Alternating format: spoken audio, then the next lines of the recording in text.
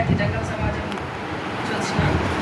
అనుకోకుండా 1 అవర్ క్రితం కాల్ చేయడం వల్ల నేను తీసుకురాలేకపోయినా. నెక్స్ట్ టైం వచ్చినప్పుడు నా తరఫున బీసీ తీసుకుని తప్పకుండా వస్తా.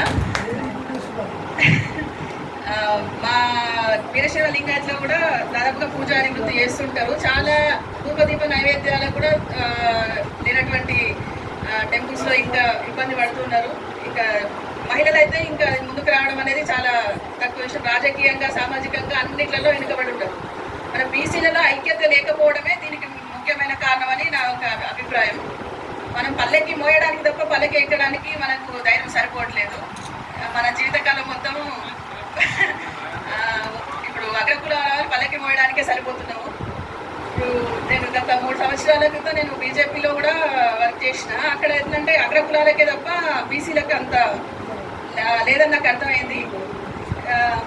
గత ఎమ్మెల్యే ఎలక్షన్స్ నుంచి బీఆర్ఎస్ పార్టీ కొంచెం వీళ్ళకి బీసీలకి ఉద్దేశం కల్పిస్తుందని చెప్పి ఇంకోటి నరహరిసారి ప్రోగ్రాం వల్ల నేను బీసీ